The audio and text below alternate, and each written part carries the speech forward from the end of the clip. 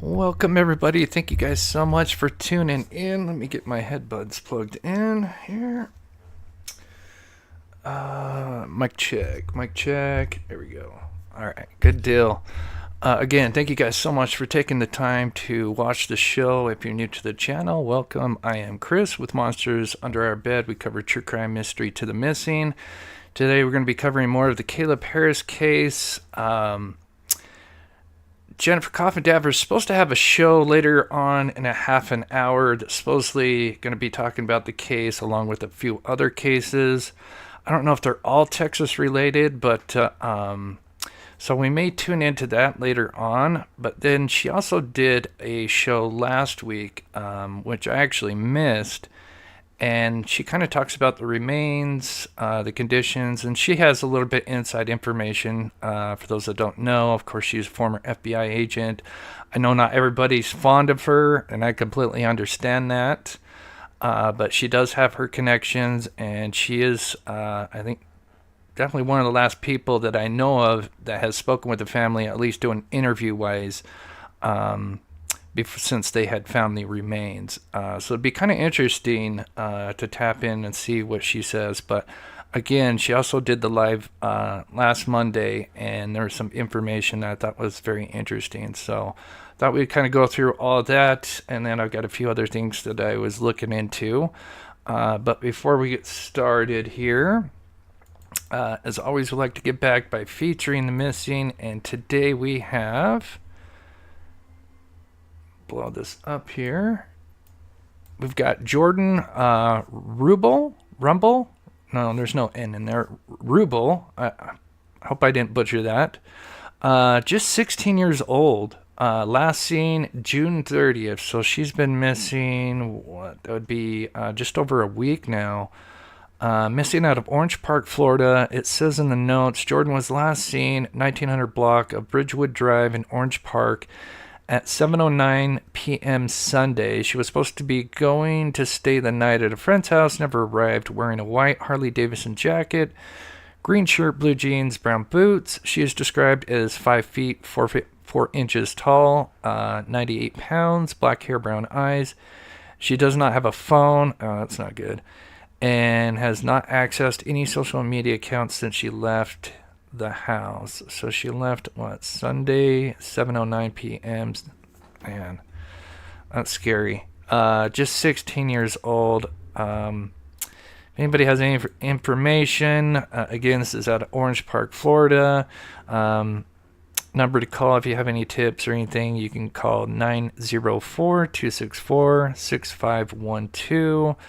Once again, Jordan W., I don't want to butcher her last name, Rubel, out of Orange Park, Florida. Last seen June 30th, so just barely over a week missing, only 16 years old. So prayers for the family and her safe return.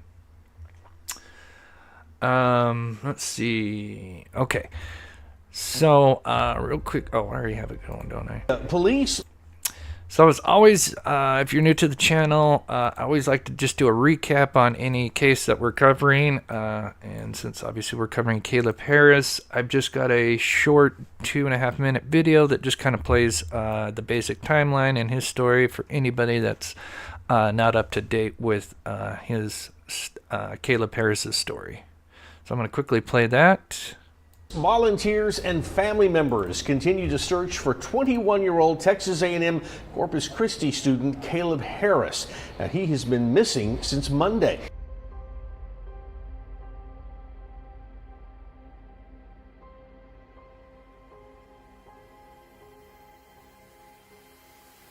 He wanted to address, he asked me if I would send this message to all the cyber sleuths, people in the true crime community that really do care about, they are getting to a point, law enforcement is getting to a point that they do have some direction on where they're looking and what they're looking at.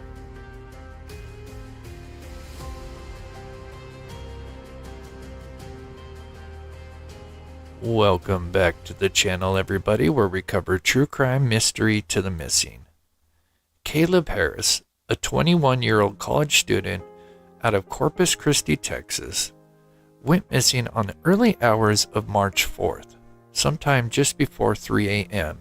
He just vanished. He was last seen with his roommates, caught on this ring cam, walking their new dog. This was taken at approximately 1 a.m. in the morning. Shortly later, Caleb Harris would order Uber Eats at 2:45 a.m. along with Snapchatting with his sister. Then after that, he sent his final Snapchat picture, which was received by his friend at 3:03 a.m., which shows a foggy picture of a bridge which was taken just outside his apartment complex located here. The next day, the roommate awoke to find that Caleb Harris was missing and that his Uber Eats order was still sitting outside. So what actually happened to Caleb Harris? And more importantly, what is this new lead that law enforcement allegedly has? First, we need to go back to the timeline and take a closer look as they learned Caleb Harris's phone went dark at 2:58 a.m. This time is crucial as this means this photo that Caleb took had to have been taken just before 2:58 a.m., meaning sometime between ordering Uber Eats at 2:45 a.m. and 2:58 a.m. when his phone went dark, something terrible happened to Caleb Harris. Jennifer Coffindaffer, who is a former FBI agent, has been covering this case and has been speaking with the family and doing many interviews. Although it's been nearly 3 months since Caleb's disappearance and no major developments in the case, it has not gone cold. According to Coffindaffer, in her latest interview, it seems law enforcement has a lead, and if by chance that lead doesn't pan out, they will release some kind of details to the public. Is getting to a point that they do have some direction on where they're looking and what they're looking at. And so they're not at a brick wall yet, but the minute they get to a brick wall, they are going to make a release of information when they think they're at the point that it's going to help the case. And they don't think that right now. They don't think that what they're sitting on and not sharing, it's going to be helpful to share right now. But he wanted to assure everyone in the community. So what could this lead be that law enforcement allegedly has? Many feel like Caleb Harris was abducted by someone, likely with a vehicle. Luckily, there are plenty of street surveillance cameras around in that area, but unfortunately, it was really foggy that night, so it's possible they have surveillance footage of a suspicious vehicle or person, but perhaps it's too difficult to see due to the fog. There is also mention of a Reddit account which was used as like a hookup app. It's rumored an account used by Caleb was using this Reddit app to meet up with somebody that night, but this account has not been verified by the family. Considering Caleb had no wallet, keys, nor shoes, it seems odd that he would leave to meet up with somebody, but it's certainly possible. Okay, so there's just a quick recap on that. Let me get this back to normal form here. So yeah, if you're just tuning in, excuse me, I got something in the back of my throat. Coffindaffer is supposed to have a live starting in about 15 minutes. She's going to be talking about a couple of different cases, but I think Caleb Harris is going to be one of them. So we'll try to tune into that a little bit later. And then again, like I said earlier, if you missed what I said, she did also have a live show last week, and I had missed that. And she talks about the remains, and she had some, because obviously she's former FBI, she has contacts, and so she had quite a bit of notes and some interesting things to say. So for anybody that hasn't heard that, I'm going to play that here in just a second. Again, if you missed any of the latest updates with Caleb Harris's case, they did find remains. We don't know if it's Caleb's or not, but they were found really, really close to where he went missing. We're talking yards, more or less, half a block. But again, we don't know, and it's been, today it would be 2 weeks since they had found the remains, and I think when they initially found them, because of the condition, which we're going to learn a little bit more about the condition, because like I said, sadly, there was a video that was posted, which was by the workers showing kind of the remains, but you really couldn't see it all that well. But it almost kind of looked like a full body, but she describes it, not in very graphic detail, but she just kind of gives a kind of just a generic description of the condition of them, which kind of helps explain, that scenario there she shared in that live. So we're going to go over that. But anyway, they found a body 2 weeks ago. Now it said no obvious signs of foul play, but now knowing, once we listened to Coffindaffer and explaining kind of the conditions of the remains, it does kind of make sense as you really can't take too much weight as far as them saying no obvious signs of foul play, because it doesn't sound like the remains were very much intact at all. So I think it's going to take, weeks, obviously, not only to identify, but then obviously to have an autopsy report, and maybe a cause of death. So I'm just going to play this so I can get caught up with chat, and then her interviews here in just like 2 minutes. Tonight, human remains have been found not far from where a New Braunfels man went missing in Corpis Christi. Now, Corpus Christi police confirming tonight that the remains were found in a water lift station. The collection point is 40 feet deep and had to be drained to recover the remains. Now, to be clear, there's been no confirmation that the remains belong to 21-year-old Caleb Harris, who you see here, who mysteriously disappeared from his apartment in March. We'll, of course, continue to follow this story and bring you any updates as we learn them here on air and online at KENS5.com. Confirms the discovery of human remains in... Okay, so let me just get chat, and then we'll play that interview, and we'll break it down, because she has some interesting insight. Again, I know not everybody's fond of Jennifer. I think that comes from multiple reasons, and I know, with the Karen Reed thing, I know she's kind of with the pro-prosecution, which, I mean, you can't blame her, because she's, obviously she's former law enforcement, so I can't blame her too much for, kind of sticking with, that kind of side, but I know she's not everybody's favorite, but still, at the end of the day, she's bringing attention to this case, which, is the most important thing. Cat in the Hat, thank you so much for the $10 super sticker. You are so awesome. I really appreciate that. Gail Hurd coming in with a gifted Mob Crew membership. Thank you so much, Gail, for all those gifted Mob Crew memberships and everything you've done. So sweet. And then our man in Texas here, thanks for all your hard work. We appreciate your amazing content, hard work. Thanks for the mods as well. Hope everyone is having a wonderful weekend. Thank you so much, Tom. And yeah, speaking, since we're kind of talking of Texas, actually, I think just before her interview, I think I got wastewater Afternoon. Complex is fueling speculation. Searched. Speaking of. And continuing cover from the apartment where all remains. We'll talk about where the remains were found. But obviously we have, well, now it's tropical storm, but Hurricane Beryl. That just came in, and I thought I'd just play just a little bit of that if anybody's wondering what's going on. I think it's kind of calmed, well, I wouldn't say calmed down, but here's just what's going on for anybody that's watching from Texas. Meteorologist Marielle Ruiz. We're watching Beryl and its impacts on North Texas. First, an update on where it is.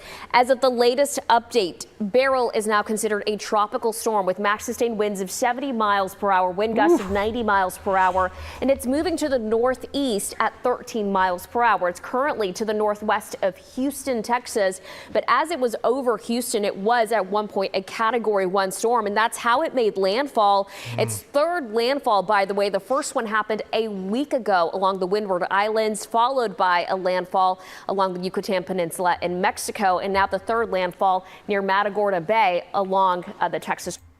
So I just wanted to play a little bit of that because I know I'd probably have some locals watching, but so if anybody's just wondering where that's headed, it sounds like northeast. As it moves into land, it's going to calm down a little bit. Now they call it a tropical storm, but still, I mean, wind gusts up to 70, 90 miles per hour. That sounds insane. I'm from Utah, Midwest. We're lucky we don't have to deal with that kind of stuff. But pray everybody is safe and is aware of what's going on. So let's move into the interview with Coffindaffer. This is the one from last week, and she kind of talks about the conditions of the remains and some other things, and so we'll go over that. And then, like I said, she's supposed to go live here in about 10 minutes. Figure by the time we finish with her original interview, maybe we can tap in and see if there's any updates she'll share in today's live. Basically disappeared off the face of the earth. No one has seen him. No video, no information. His cell phone dies at that hour and gone. So very recently, there was a body found at a water pump station. Now, I want to be clear at what this is because looked into this particular water pump station. So essentially, there are manholes that you see on the ground all the time. That is for rainwater. It's not for wastewater. So you see those manholes, that is rainwater. But there are also a septic system that runs below ground. And this particular treatment facility where this body was found was, and I shouldn't say body, remains. And this is critical to note. I hope nobody's thinking about, kind of a decomposing body here. This is not what we're talking about. We are talking about decomposed to the fact that they're not even sure whether it's male or female. I think we're talking possibly about a mandible or a skull. We're talking about something that can only be tested via DNA. So this is like a situation with Brian Laundrie. Remember, Brian Laundrie was the same situation. They had remnants of Brian Laundrie, and that was it. And so you might be asking, well, how could that happen in such a short time? Well, first of all, no one is saying this is Caleb Harris. I want to make that crystal clear. No one is saying it's Caleb Harris. And the degree to which this remnants of a human was found in this sewage treatment plant water pump station is small. small and undiscernible without DNA. So this is very important to note. Now you might ask, well, if it were Caleb, in the amount of time since he's gone missing to the amount of time this remnants was found, could he have decayed that much? Well, there are chemicals and gases and so forth and so on in water treatment facilities, sewage treatment facilities. So I'm not sure to that answer, but we do know that would weigh in on the decomposition of a body. But this is massively decomposed. Well, this is interesting. And as somebody just said, Natalie says, I've seen the remains, so you probably stumbled across the video. Sadly, just like me. And it does, I mean, it's I'm not going to get too much into it. I've talked about it just briefly because that is somebody's child, most likely, and want to be respectful. But yeah, it did almost looked like a full body. But keep in mind, I think what they're really trying to say is this body has degraded a lot. That without getting too graphic, but it's yeah. So they can't identify it through tattoos or anything like that, and that maybe some parts may be more degraded than others. Who knows? Depending on so many variables. I mean, it's not even decomposed. These are remnants. These are remnants that are being tested. They're being tested at the University of North Texas. How long is it going to take? I think it's going to take several weeks. Yes. But I think that obviously they'll be able to determine via DNA whether this is Caleb Harris or whether it is another person. No matter what, this other person's family is at least going to have some questions answered. But this is what I found interesting. To get into the sewage treatment facility, and I want to make sure I report it right from my notes, there's a chain link fence. So obviously, because I don't want to get copyright, well, I don't think she would copyright me because this is transformative fair use content, but I usually try to transform it, play videos, kind of showing what she's describing. But if you were to watch her live, she clearly has notes. So I'm assuming she probably got some detailed information from her contacts, in law enforcement. And so she's talking about the facility itself, which is very interesting. There's a steel door. There's locking devices. This isn't someplace you could just mosey into. And furthermore, a body could not get in there by just walking in there unless it was somebody that had the locking, the ability to unlock the doors to penetrate this treatment facility.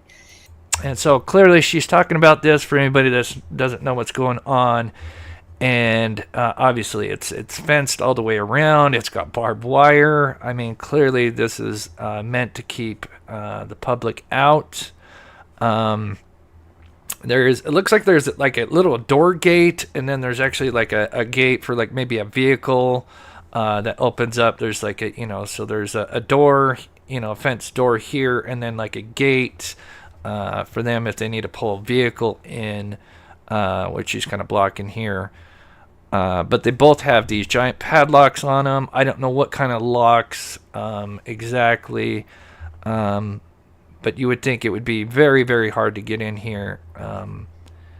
So I want to first say that the only way a body could get in there, or remnants that we have left now, but at some point a body could even get in there, would be for somebody to put the body in there.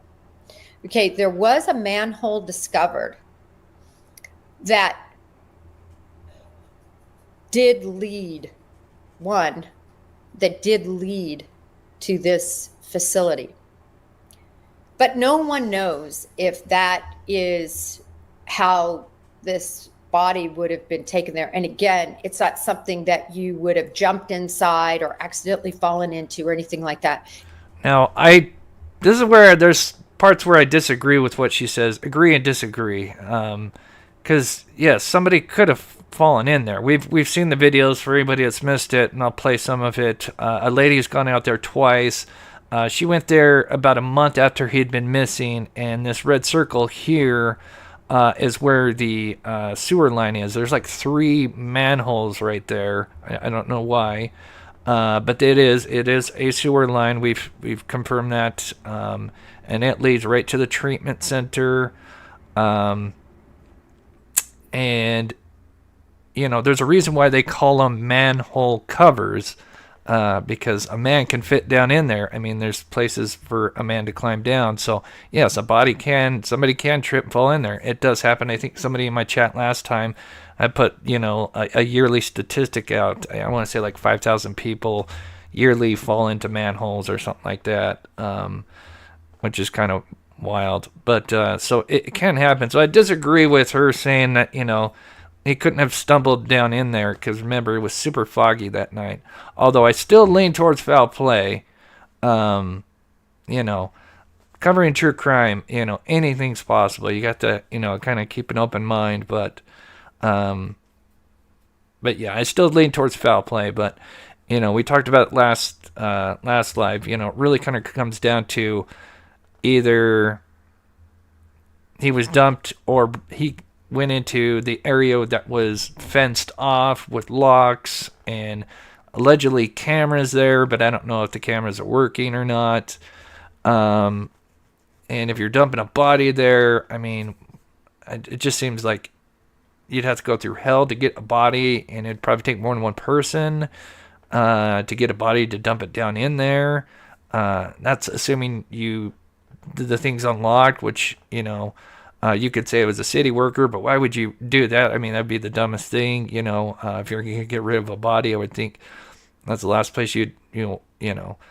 But again, we don't know. But if I were to lean towards one way or the other, I almost feel like his body would have been dumped down in this manhole and then eventually traveled into the treatment plant. But so here's some more of the interview.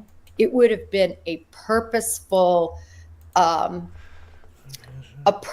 situation where somebody was trying to put a body into this particular manhole setup situation that led specifically to this treatment facility. Also, it was found, and I want to make sure I get the exact how low it was. It was found below the surface level. It was in an 18 to 20 inch water treatment area. So if you can imagine kind of a pool. And again, deeply, deeply decomposed. Yeah, again, so like I said, I know some people had mentioned that they had seen the video, the short little, I don't know how long it is. It's very, very short. And it's, the guy's way up, you know, the guy's kind of standing up here and he's filming down, and it's fairly dark and you really can't see much. You just kind of make out an outline that it looks like a full body, but again, it's very dark. You really can't make out much. And again, I don't want to get into too much description because I want to be respectful, but yeah, I was kind of under the impression it was a little bit more whole body, but again, it could have just been fairly just, you know, a lot of it, the body had been decomposed, and she's talking about mandibles, she's talking about skulls, so it sounds like maybe when they scooped the remains up, you know, it was kind of like mush. I don't know. I don't want to get too descriptive, but if you guys understand. But somebody mentioned the teeth must, Justice, I'm sorry. Teeth must be missing, or the mandible is terribly damaged, because they would have been able to base off the dental work, right? They were not able to get a, you know, when they first recovered the body, which they discovered it around 3 p.m., and I think they didn't get it to the medical examiner until 1 a.m. So, I mean, clearly that was a tough operation for them to get the remains out, and maybe they had to recover more than other, you know, just the body. Maybe there's other stuff in there that they had to get out. Again, I don't know, just speculating on that. But yeah, it really does kind of reveal a little bit more of how, the condition of the remains. Even though, like I said, the people that have seen the video, it did appear like it was more intact, and this should be kind of, cut. I wouldn't say cut and dry, but they would be able to figure out, if this was Caleb or whoever. But it sounds like that is not the case. I'm going to believe it's like a mandible or a skull with a mandible, because they can't even determine for sure the sex, and they have to use DNA. So that's where we are on Caleb Harris. There is no credible information that it is Caleb Harris. It could be, it's not beyond the possibility, but this highly decomposed situation of the remnants they found, I find to be somewhat suspect that he would be that decomposed at this point. But again, there are chemicals and gases. We'll have to wait and see.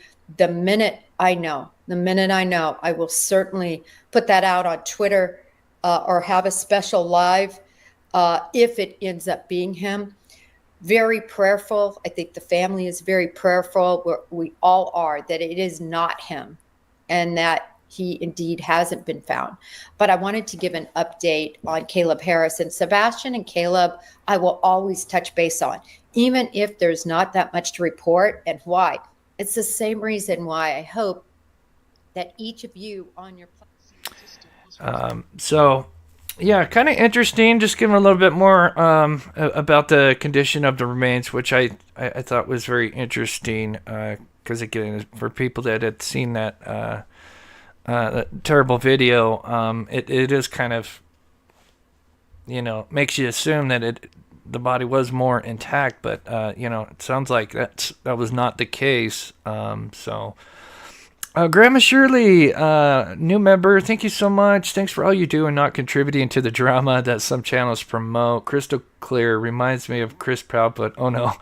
I pray this poor boy is found. He looks so sweet in his pictures. Yeah, Caleb Harris, looked like a heartbreaker. And I agree. And yeah, we don't like the drama. We don't do drama on this channel at all. We try to stick with facts. We do like to speculate, but we try to stay fact based.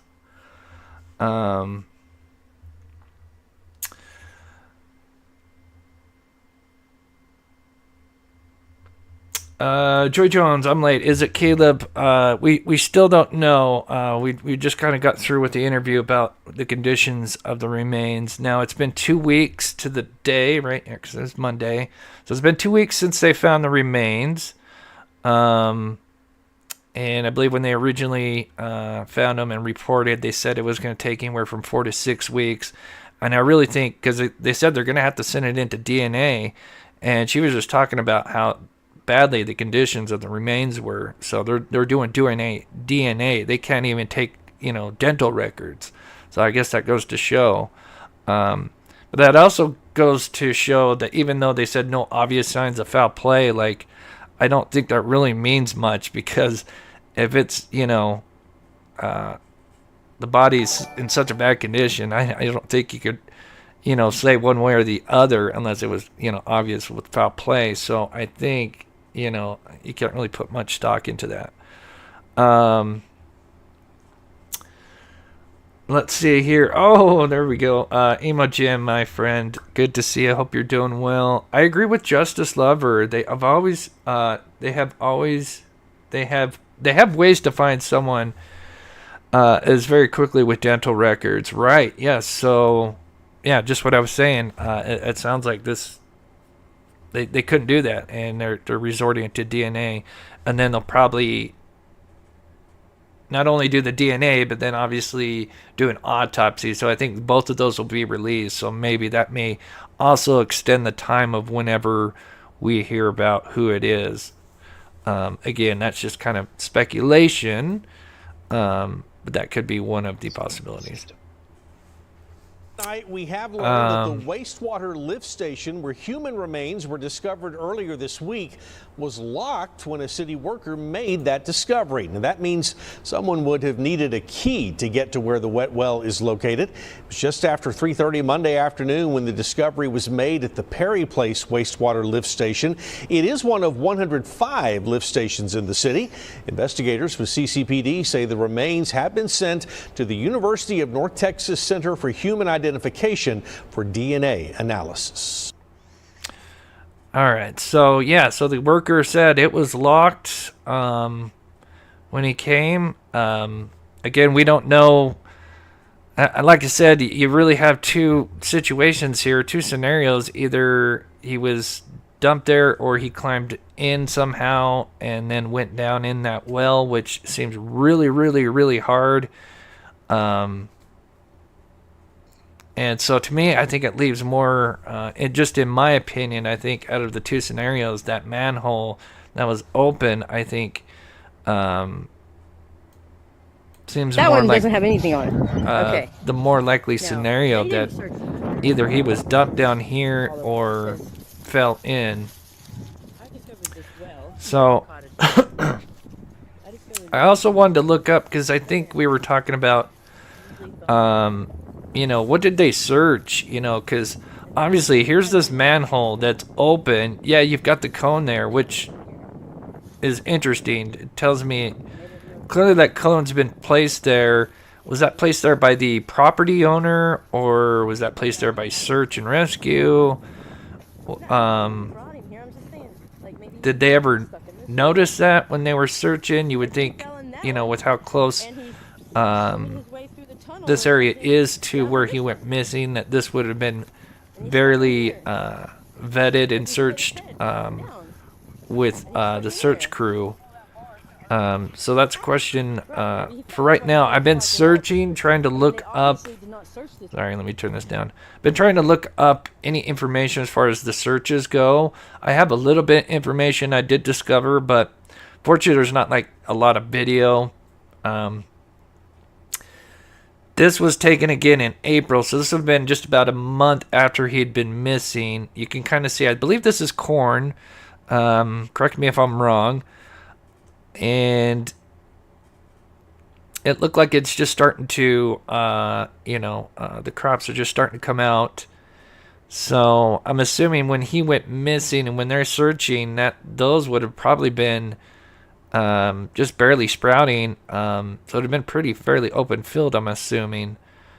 I mean, it's still a big field, so, you know, the question would be, are they grid searching, you know, side by side, which we have seen footage of them when they were grid searching, that they were, looked like they were pretty, you know, with like search and rescue, they were doing it, you know, how you would almost shoulder to shoulder, searching. But there are cases, many cases, where there have been many searches conducted more than once in the same area, and then you have weeks, months, even years pass by, and then you have some random hiker or somebody walking, and they find the remains, and it's in an area where people had searched many times over before. Kaylana Turner, who went missing out of Tomball, Texas, was it 2 years ago or 1 year ago, and they searched for her. They couldn't find her. Almost a year to the anniversary of her missing. What group is it? Texas EquiSearch. Shame on me. I can't think of the name. EquiSearch goes out there, and they literally found Kaylana Turner's remains 900 feet from where her car was last, where she had parked her car. 900 feet, which isn't nothing. So that just kind of goes to show that it happens. And it's no fault to the searchers. It just shows you that it's easy to just overlook just the most minute thing. Anyway, see, moving on to the next thing here. So here's that well. Here's, we played this last time, so I'm not going to play much of this. But, this is obviously a sewer line. This is the line that runs right to that sewer lift station. This is a month after he's been missing.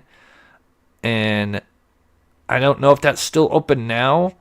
I'd be curious to know if anybody locals know. I've been out there recently to know if this thing's still open. I would assume this would be a very, kind of a not a good thing, even though you're kind of I'm assuming you're kind of walking on private property. I don't know what the legalities would be, but if somebody did fall in there, accidentally die, would that be a lawsuit? But moving on to the search. So here's just trying to get some footage of the search, and it looked like they were doing, some side-by-side grid or shoulder-to-shoulder grid searching. But I couldn't find any pictures of where they were searching in that specific area. Unfortunately, I've been looking and looking. Obviously, a lot of entities were involved in the beginning when they were searching. Which, I mean, kudos to everybody that goes, has the time to go out and search. It's really, really amazing. But things can get overlooked very easily. But I'll show where they have searched, and then I think by the time we get done with that, Coffindaffer went live, I think at 7:30. Like I said, she was supposed to talk about Caleb Harris tonight, so maybe there might be some information that, because obviously with her being former FBI, she's got contacts. Maybe we can hear something that might be somewhat some updates to the case. But Emo, thank you so much for the $50. That's so awesome. Appreciate the help. Molly, good to see you. Connie, good to see you. Black Witter, appreciate you tuning in. Tom says, I used Google Maps to measure. It was 430 feet from where he waited outside to this manhole. Yeah, that ain't nothing. That is about a 2.5 football that is about 2.5 football field lengths. My biggest question is, why did he go in that field? Yeah, good question. I mean, that's if there was an accident. Again, if not, then could he have been placed down in there? Which I think out of the two places, I know I keep mentioning this, I think the manhole seems more likely, just because you don't have this giant fence with locks and barbed wire, and depending on the two scenarios, if it's Caleb, him trying to break in, like, why is he trying to break into that? Why is he trying to get in there? And then if you're dumping a body, like, why would you go through all that trouble? You're, trying to unlock a gate or, get through this. I don't know. To me, it seems like there'd be other places that you would want to dump a body. I don't know. Here's something interesting before we show you where they have searched. That I was trying to find this interview. It's kind of an earlier interview, but it's very interesting. To spread searches and collected dozens of surveillance videos. They've sent out bloodhounds to try to catch his scent, dispatched divers to muck through waterways, and drones to search overhead. After that first week, it kind of evolved into digital data evidence. The only thing he left his apartment with March 4th was his cell phone. Yeah. It hasn't been found. Police do have his computer and iPad. When we're dealing with these providers, cell phone providers, social media, websites, and whatever, we have to issue search warrants or subpoenas. And once we do that, it takes time, days to weeks, for that information to come back. CCPD is working with the U.S. Marshals, the FBI, Texas Rangers, meeting virtually several times a week. We just wrote 15 additional search warrants here within the last 2 days. Online, the Harrises and Green see rampant speculation. We are real people. This is actually happening to us. It's not it's not an episode of Tracker. People that are speculating and are spreading rumors, they're making it harder for the police to get a direction as what to do. Are we still investigating this as a missing persons case? Well, it is a missing persons case, but we certainly believe there's the possibility of some foul play involved. How great of a possibility? The more evidence that we gathered tends to show that he left, probably voluntarily, but didn't return. That's so interesting. And that interview was done, I want to say, in late March, if I recall. But yeah, it's very interesting. I mean, he clearly, more or less saying that they believe it's, some kind of foul play. And then, before the remains were found, we had Coffindaffer interviewing the family. Kind of one of the last interviews with the family. And, more or less hinting that, there is like a foul place, essence to it. So, very interesting. So here is, and shout out to Nina Owens, which this is amazing because somebody asked me in one of my lives, I think last time, because I've been involved in searches, but of course I've never worked with like search and rescue, because obviously they just use their own team, but I've done independent ones and have worked with Texas Search a little bit.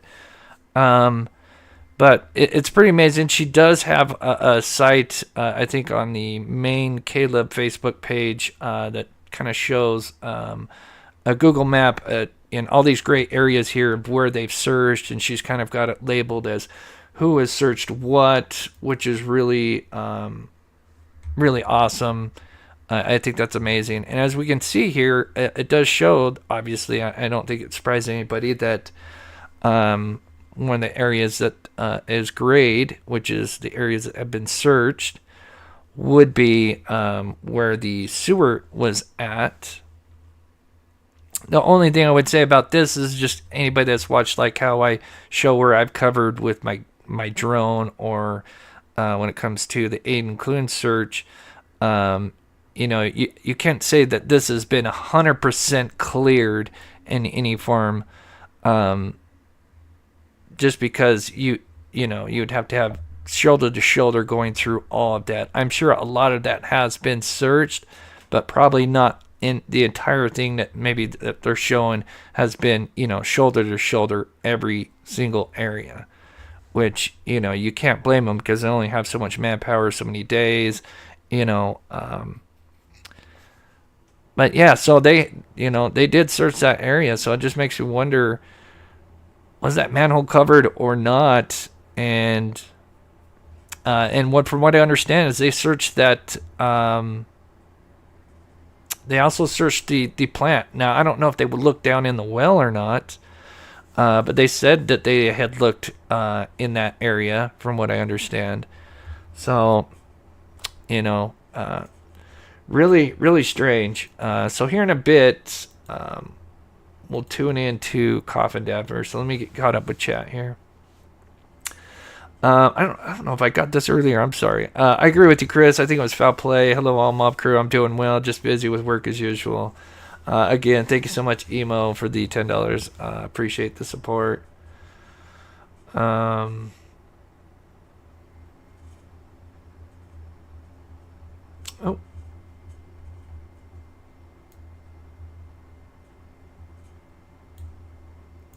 Wonder if his dog ran into the field. He chases the dog, falls in the hole. Dog runs back home. Maybe dog door entry.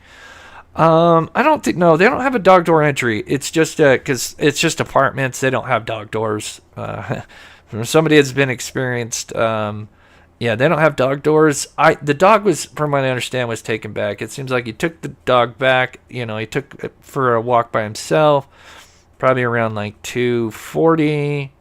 Somewhere around in there, and then sent a Snapchat with him kind of walking the dog, and then 2:44 sent a snap over, and then from there ordered his Uber Eats around that same time, and then from there he then walked out. So I don't think he was with the dog, But I still could see there's still a possibility if that manhole was open at that time, somebody could fall in. I mean, I don't think you could discount that at all. Again, I still lean towards foul play. I think the remains, it's really tough, the remains. If a body is left out, kind of out in the open, it can be devoured. Kind of depends on certain conditions, but a body usually, will be reduced down to about close to bone within 10 days if it's just out in the open, 10 week to 2 weeks. And then if a body is buried, then someone's hawking. If a body is buried, then that could take much longer. And then if a body is in the water, that also can slow down decomposition. And of course, depending on the temperature of the water, will also play a factor in slowing down the decomposition process. But you would think, that guy is annoying. I don't know if you guys can hear the horn, but that's just annoying. If he'd been missing for 4 months, and if there was an axe, if he was in there, I mean, would he just be reduced to bone and there wouldn't be anything? Again, that's kind of out of my area of expertise.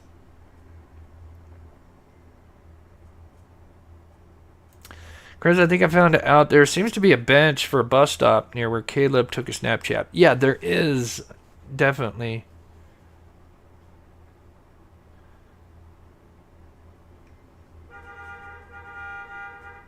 Really? Can you guys hear that? I apologize if you can. Luxury of living in apartments. I'm just looking at the chat here. I'm going to check in. Like I said, if you missed what I was talking about earlier, Coffindaffer supposedly went live at 7:30 my time, which was about 20 minutes ago. I was seeing, going to check in and see if there's, I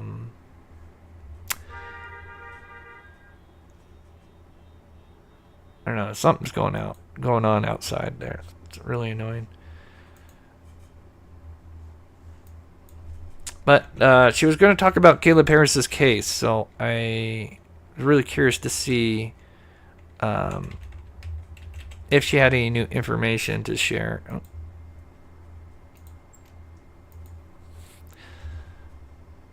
Yeah, we can hear. I apologize. It's not normal. One more thing here. Another scenario, he chased the dog across 4 lanes of highway, car hits him, they dispose of the body. How would they know about the holdo? Yeah, who knows? I mean, you can see it when you look on Google Maps and Google Earth. I mean, it kind of sticks out like a sore thumb, Who knows? Ignore the horn. I'm trying to, but it's pretty annoying. All right, let's see. Okay, so she did a stream. It's over. Okay, cool. Let's see what she says. Wix gives you the power of AI to build the website you need. With full business. So she does this things missing Monday. True crimers, welcome to Break the Case. I'm your host. I'm Jen Coffindaffer. Thank you so much for being dismembering her, probably used in a legal way. The case gets completely, and maybe this identify about that. Attempted murder. He almost. So I'm just trying to get to, because she's talking about stay on this. 3 different cases. She's got Caleb Harris in here. So I'm just trying to, it looks like she's really talking about, I'm assuming Nikki, which I'm not really familiar with that case. Okay, here we go. Oh, I just saw, okay. Let me back it up just a little bit here. The body that was found in a pump house. Now, okay. This week I've gotten. So this is brand new. She just put this out, so I'm kind of curious if there's anything. A lot more information about. Oh, whoa. Hey, whoa. What? Okay. All right, I'm going to be quiet. What is going on with Caleb Rogers? We addressed sort of the breaking news last week. Did she just say Caleb Rogers? She put Sebastian Rogers and Caleb together. I don't blame her. I'm dyslexic, so that's something I would do. So I can't be mad. Regarding the body that was found in a pump house. Now, this week I've gotten a lot more information about that body. It's been sent off to a lab, a university lab, for DNA analysis. As I discussed last week, it's to the point that it's unrecognizable. I've also understood even more absolutely horrible news about this body. I'm not going to repeat it because... So basically, she's saying this body, because like I said, I've seen the video, and it really makes you think it's like this whole body, or more or less a whole body. But she's making it sound like this thing, sadly, this poor, the remains are just in terrible condition. Because I didn't hear it from law enforcement, and until I hear it from law enforcement, I just can't take it at its word. So stay tuned. When we do missing next week, I'll update you. Was there any clothing found? It's my understanding there was some clothing found. Well, that would be huge. I mean, we kind of believe, I don't know if we know 100%, but from what we understand, he was wearing what looked like the teal pants, a white t-shirt, no shoes. So, I mean, obviously you would think shoes, out of all the clothing, you would think the shoes would probably wouldn't be able to get through the filter that would filter it back up to, I wish I had the diagram to kind of explain, but you've got the sewer line that comes in, you got the well, and then you got the pumps, but there's supposed to be a filter, which blocks, any big stuff, because it's filtering back up, above, closer to, so where gravity can do its job again. And so you would think if there's no shoes, that kind of really points, I mean, not to say you couldn't dump a body without shoes, but anyway, yeah, so he only had pants. It looked like a white t-shirt. We don't know if maybe he changed those, but I don't think the family said anything. So I'm assuming that's what he was last wearing. And then, of course, his phone. Suffice it to say that even though the proximity to Caleb was so close, I mean, you could literally see it. JLR Investigates did a nice piece. I like his pieces because he's boots on the ground and actually gives people proximity to things, and he shows things, and he's eyes and ears on these cases, and I appreciate that. And you could see how very close this particular pump house was. It was probably, I don't know, a couple of, so I play golf, so it was, probably 2 drives, 2 holes. It was probably, looked like maybe 800 yards. It wasn't very far. And yeah, to the pump house, yeah, it's really like a block, maybe less than a block away. I mean, we've shown it. So I would say, and when I say drives, I don't drive the ball that far, by the way. It would take me, to get 400 yards, it would take me certainly 2 to 3 strokes. That's the best analogy. But in any event, what my point about this is, it's in such close proximity, it gives you, pause that it would be him. But remember, that was all searched. It was all searched. That cornfield, all of that was searched.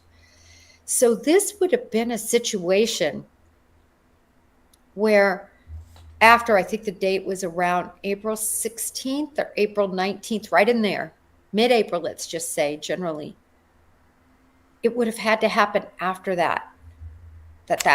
So that's interesting, because that's when those videos were taken. Could have somebody been watching, obviously we know, let's say if this was a foul play situation, and we're kind of getting ahead of ourselves because we haven't even identified the body. So again, we're kind of going to speculation mode and hypotheticals right now. But You know, we know that some killers obviously follow the crimes. They get, inject themselves into social media that's covering it, to probably keep an eye on the case. Maybe they were, watching the Facebook groups, saw that lady that posted 2 videos that we just obviously played earlier where she had showed this manhole, and it's not hard to find because it's pretty easy to see once you zoom, kind of get closer to Caleb's area on Google Earth or Maps. It sticks out like a sore thumb.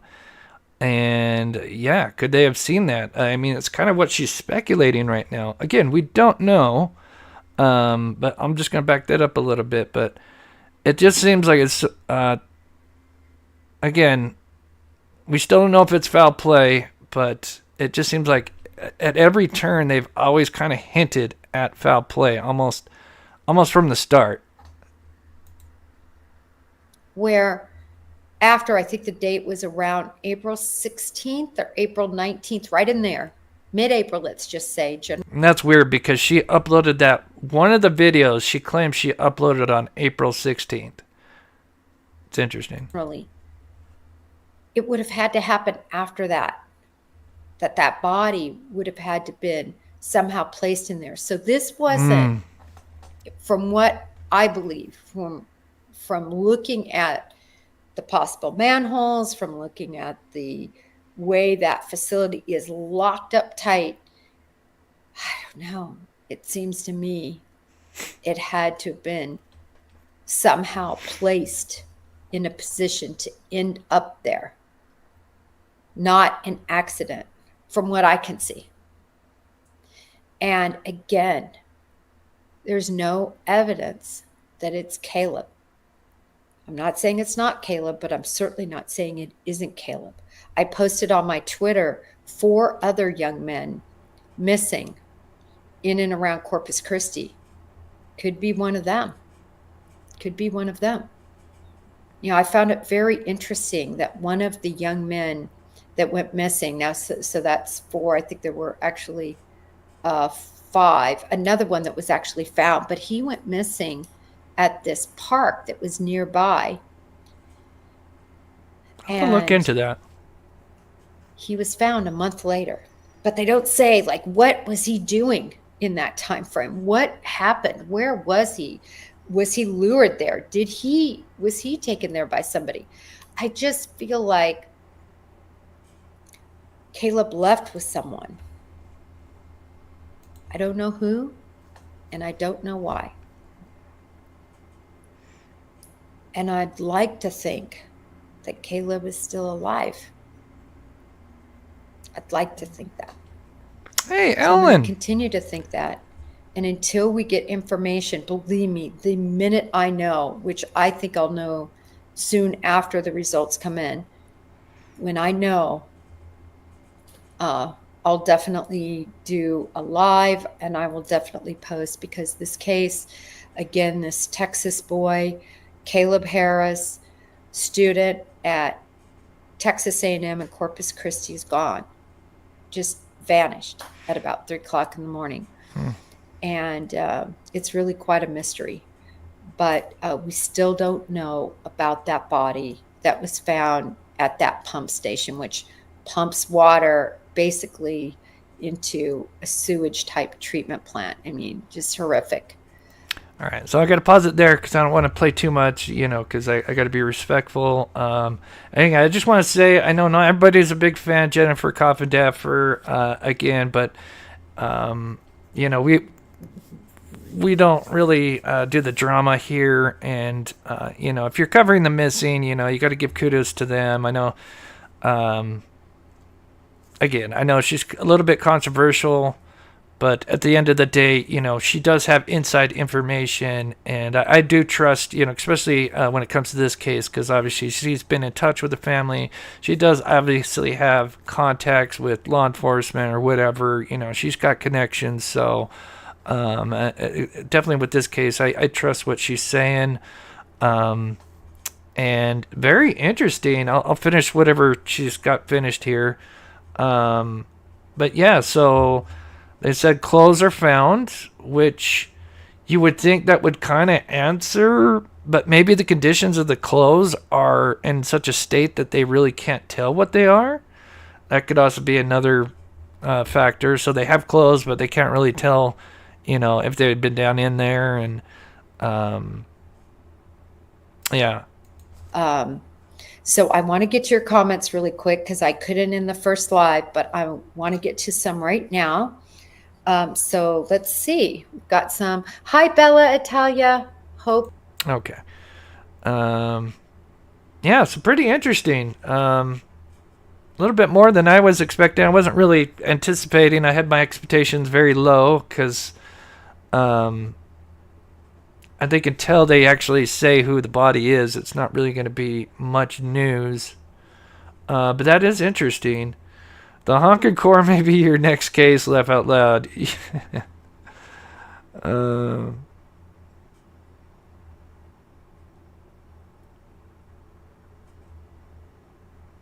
Renee, good to see you. Thank you, Chris, for your dedication to finding the missing.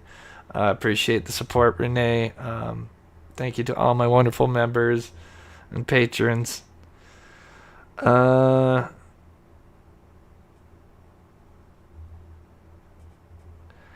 Yeah, I don't want to speak too much on JLR, but I do like, he's being boots on the ground. He's going out there. Yeah, I mean, if you're reporting and you're bringing attention to cases, I do respect that. Yeah. Vern says, I just completed my man tracking survey. Oh, that sounds cool. If a tracker was used prior to hundreds of searches trampling everywhere, they could have found bare footprints through the field. Man, I've always, I was a big fan of The Walking Dead, well, the early seasons, but of course I love Daryl and anybody that could track, people, always fascinated with that. And that sounds really cool, Vern. And so sounds like I could use you at some point if we ever go searching for another missing. There's a high crime rate in Corpus Christi. I have heard about that, but this seems like a pure accident, in my opinion. Only time will tell. DNA in highly decomp is usually through teeth.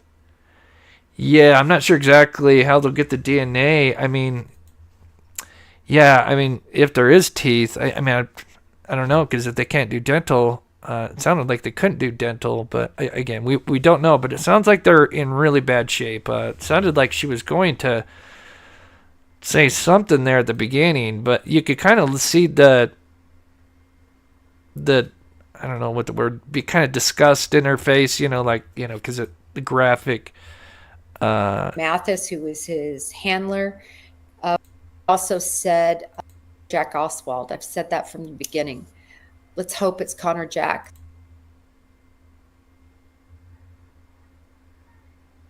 Anyway, I was going to see if I could find that little spot, but it's being weird right now. But anyway, but yeah, that's interesting to learn a little bit more.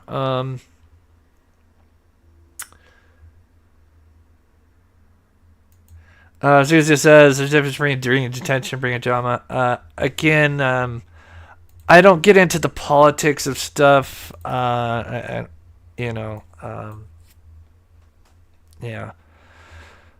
But I respect your opinion. I know he's a little controversial. So I do understand that. What was the last thing I wanted to show? But anyway, last thing really, just to recap, the remains. No one knows if that. The remains are in much worse condition than what I think people originally thought, which really throws out the whole obvious signs of foul play. Because if the remains were in such that bad condition, I don't think there would be any obvious signs of anything until you've done a full medical examiner report, autopsy, whatever. So, but yeah, I could still lean towards an accident if this manhole was open. But it does sound like in this new interview, she did say this area was searched, and I just showed you guys where they had searched. And so So the question would be, was it open or was it closed at that time? And then the fact that she mentioned that date, that was really interesting. That she mentioned April 16th/19th. And I know April 16th is when this video, it's either, I think this was, see if I got my notes here. April 8th was, I believe, this video, and then the video where they're just kind of walking around it, where they're not really looking. I mean, one of them is, but the person with the phone, she's just kind of walking around with the dog. She went back there, or at least the video was uploaded, according to her, I think it was April 16th. So I thought that was very interesting that she mentioned that date. So I think she's on to these videos, and it seems like she's kind of hinting that there's a possibility that maybe somebody saw this and decided to dump him down there. Again, I could see it both ways. Again, if this thing was open when he went missing, because it's dark at night. Not only is it dark, but it's super foggy, and maybe he's looking for worms. I don't know. That sounds kind of stupid, but apparently, I was always under the impression that he was going to school the next day, but from what I understand now, is he was actually supposedly going fishing. I swear they said that his father kind of implied that he was going to school the next day, but maybe he was just kind of generalizing what his schedule was, and it just kind of made it appear like he was on Tuesday, because he went missing Monday evening, that Tuesday afternoon or early, or later morning, that he was gonna, is when his class started. But from what I understand is he was actually gonna have like a fishing trip he was gonna go on. So I don't know, maybe he was gonna look for some worms or something and fell in. But I still lean towards the foul play. But just my experience, you always have to kind of keep an open mind on everything.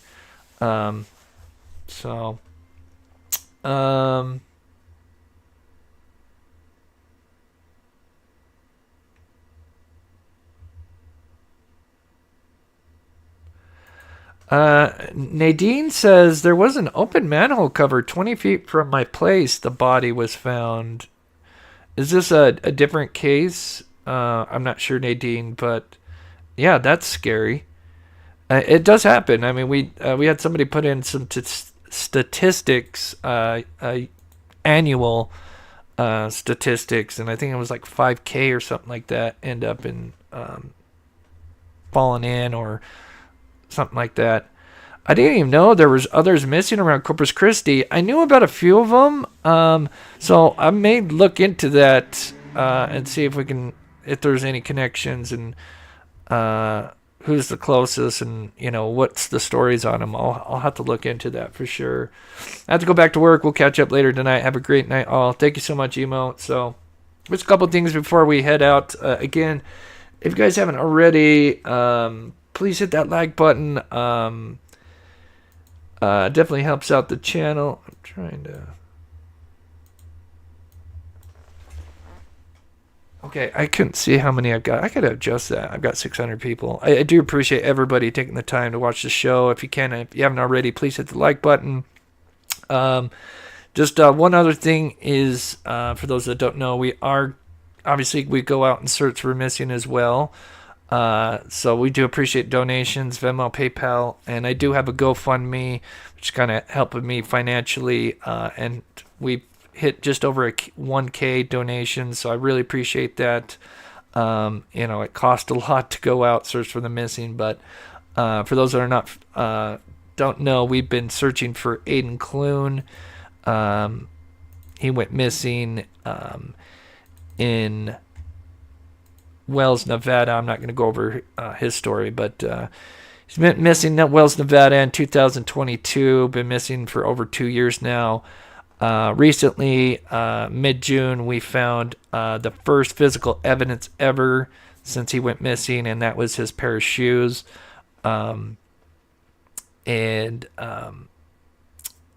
since it's gotten really hot, it's been kind of hard to go out. And anyway, so we're going to be going out. We're trying to get it out this week. We wanted to go last week, but there was 4th of July and kind of everything going on, so it didn't work out. So we're trying to get out this week. We're trying to kind of see when, because right now it's the middle of summer, and we got to be careful because we're going to be searching when it's in the hundreds, and we don't want to put ourselves in a situation where we get injured, or overheated, and so we got to take precautions and not rush this. But we really feel like, for those that don't know, we really feel like after finding the shoes and everything, we're 1 or 2 trips away from finding him. This diagram right here just shows how much we have searched. Again, this isn't exact, but this is fairly kind of what we have searched, and these red areas are where we believe he is at. This is where we found his shoes, and if you know his story, it was late April, so in the mountains at that time, and we know he was up there at around 8 p.m. in this valley, so, and the temperature would have started dropping rapidly, so his odds of survival would be very, very minimal.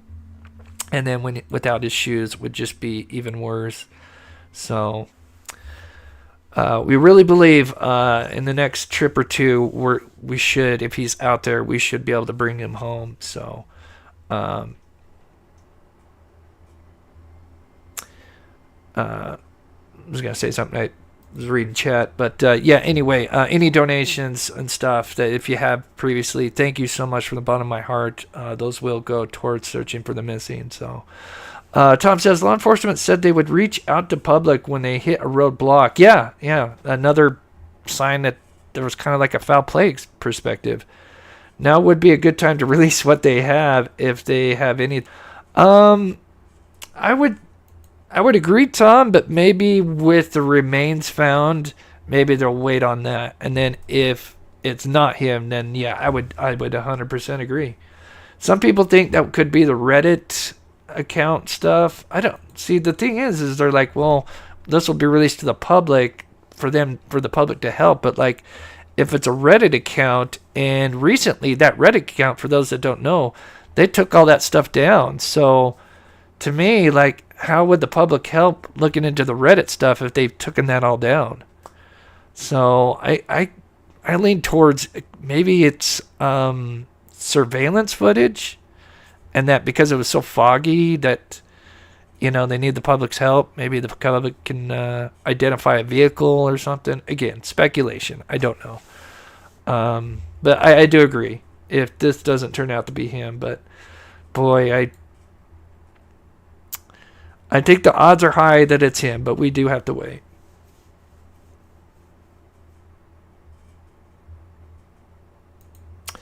Okay, girl says he was going fishing after school. So he did have school. That's weird. Yes, I've heard so many. I've always mentioned that he was supposed to be going to school the next day. And then there was also mention of fishing. So maybe it is a combination of both. That would kind of make sense. I'm glad you put that in. Thank you.